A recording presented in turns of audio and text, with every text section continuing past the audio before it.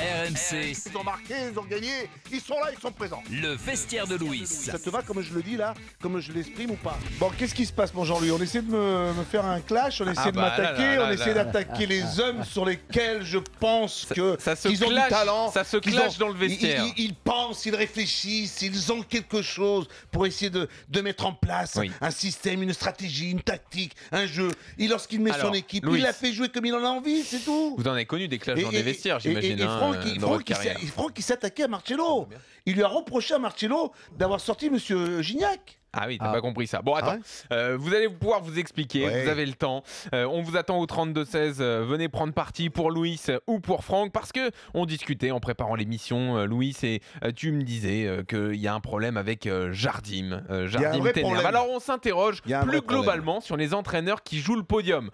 Pour les entraîneurs qui jouent la 3e place, on a mis de côté Laurent Blanc et le PSG, vu les moyens démesurés du club, mais on s'intéresse donc aux équipes juste derrière, Lyon, Marseille et Monaco. Donc, Hubert Fournier et sa bande de jeunes, Marcelo Bielsa et l'identité qu'il a donnée à son équipe, ou encore Jardim et son fameux pragmatisme. Qui est le plus méritant selon vous? 32. Moi, j'attaque mon classement, il est le suivant. Premier, c'est Bielsa, 2, c'est Hubert Fournier, et 3, c'est Jardim. Pourquoi? Je commence par le 3e. Le 3e, c'est l'entraîneur de l'ASM. Alors certes, on va me dire qu'il est qualifié pour un quart de finale de Ligue des Champions.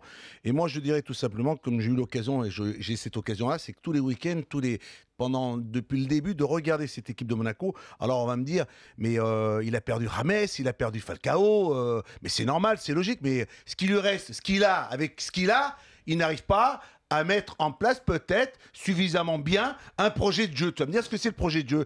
J'aimerais tellement voir cette équipe produire, jouer, essayer, parce qu'ils en ont les éléments. Un Berbatov qui passe son temps, qui a sauté de la tête, un Ferreira Carrasco qui ne cesse de porter le ballon, et une équipe qui ne cesse de reculer quand il perd le ballon pour attendre la faute de l'adversaire, j'estime et je pense qu'il y a peut-être la matière pour faire beaucoup mieux. Je regarde Monaco 2 fois de suite, Saint-Etienne, et je regarde Montpellier. Montpellier ou Saint-Etienne, c'est 2 points sur 6. Alors après, vous allez me dire, qu'est-ce que t'en penses, Hubert Fournier? Hubert Fournier, il arrive derrière. Monsieur Rémi Garde, il reprend une équipe, il arrive dans ce club, un club qui est quand même à la tête avec un président comme Jean-Michel Aulas. Et j'estime et que je pense, en regardant et en voyant son équipe, qu'il la met remarquablement bien en place, avec des jeunes qu'il a intégrés et qui réussissent bien. Et on sent une équipe qui produit du jeu, une équipe qui attaque, qui prend des initiatives, avec peut-être des tollés qui encadrent bien ces jeunes. Et puis voilà, c'est Hubert Fournier me plaît. Ensuite, numéro 1, c'est Marcello. Alors, vous allez me dire, oui, Louis, il a toujours... Il n'est pas objectif. Il est pas objectif. Mais moi, je dirais tout simplement que je regardais tout à l'heure et j'ai été voir un peu tu sais, en disant, voilà, des 3 équipes. L'équipe qui en a marqué quand même 62 buts, c'est Marseille quand même. Ils en ont mis 62. Et peut-être que cet entraîneur, il ne pense qu'à une seule chose, c'est d'attaquer, c'est de prendre des risques. Mais défensivement, a-t-il les mêmes moyens que les autres, que ceux qu'il a à Monaco ou que ceux qu'on a à Lyon? Je pense que non. On n'a pas. Quand on fait les effectifs, quand on fait les uns et les autres, on regarde et on analyse. Je dirais que le Marcello, il est comme il est le personnage qu'il est, mais celui qui est arrivé dans ce championnat, je sais pas, Jardim, il nous impressionne pas. Hubert Fournier, on le connaissait, mais Marcello, il a été attractif, il a changé. Qui est le plus méritant parmi ces 3-là? Fournier, Bielsa, Jardim. Pour toi, Louis, en 1, c'est Bielsa, en 2, c'est Fournier, en 3, c'est Jardim. Franck? Alors moi, tu prends le classement de Louis et tu le mets à l'envers. Donc moi, c'est Jardim. Alors je vais expliquer déjà les 2 autres, comme elle a fait Louis. En fait, oui, Bielsa a changé des choses à Marseille. Il a mis sa méthode. Moi, sa méthode ne me convient pas parce que j'ai toujours été éduqué d'une façon où à partir du moment où tu as une bonne défense, tu peux gagner quelque chose, et qu'aller à l'attaque les Indiens, tu ramènes rien. Alors oui, c'est bien de marquer des buts, mais tu me dis il n'a pas de défense, mais enfin il en avait un, Doria, il l'a jamais essayé, donc ça aurait été c'est différent, ça c'est un dossier à part. Mais il l'empêche. Alors oui, c'est vrai qu'on lui avait peut-être promis des achats qu'il l'a pas eu, et ça c'est une histoire entre lui et Labrune. Il a fait quelque chose de bien, donc il faut lui rendre hommage par rapport à ça. Moi, je suis pas un fan de sa méthode et tout le monde le sait, mais je trouve qu'il a changé l'état d'esprit en tout cas des joueurs. Ça, c'était intéressant. Après, je prends Hubert Fournier. Je trouve que tu en as parlé. Garde a fait un bon boulot. Hubert Fournier arrive et dans la continuité et fait en sorte que ses pousses arrivent à maturité. Fais-moi rêver avec Jardim, je t'en supplie, fais-moi rêver avec Jardim. Et donc je trouve que Hubert a fait un super boulot. Oui. Il est toujours en route pour gagner le championnat et ça c'est tout à son crédit.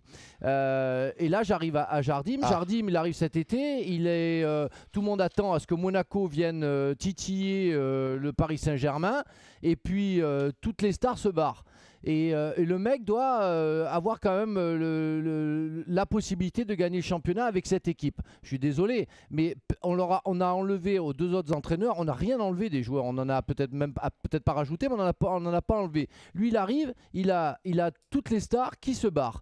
Et ça, quand tu as un effectif au départ... Combien de stars permet... Toutes stars, tu me dis toutes les stars s'en vont. Je te dirais que c'est Falcao et Rames. Okay. Falcao et Abidal, c'est quand même c'est la colonne vertébrale et c'est quand même important. Alors laisse-moi finir, Louis, s'il te plaît. Je trouve que c'est intéressant parce que ce gars arrive quand même à faire, alors avec des débuts difficiles parce qu'il ne pouvait pas être autrement vu le fait que les joueurs soient ses meilleurs joueurs, enfin en tout cas les trois dans le groupe, les 3 joueurs importants soient partis. Et le mec arrive quand même à être 4e du championnat. Et n'oublions pas qu'il est en quart de finale de la Champions League. Alors que si tu prends Bielsa, premier tour de la Ligue, dégage. Coupe de France, pareil. Lyon n'est pas en Coupe de France ni en Coupe de la Ligue. Lui, il est toujours sur au moins 2 tableaux avec un effectif qui a été quand même pillé. Oui. Je trouve qu'à part son français, parce que je comprends rien quand il parle français, mais sinon à part son français, ce mec a prouvé qu'il était capable de mener un groupe et de le rendre meilleur au fur et à mesure. Bien sûr, il a fallu une certaine stabilité à un moment donné, mais il a fait le boulot.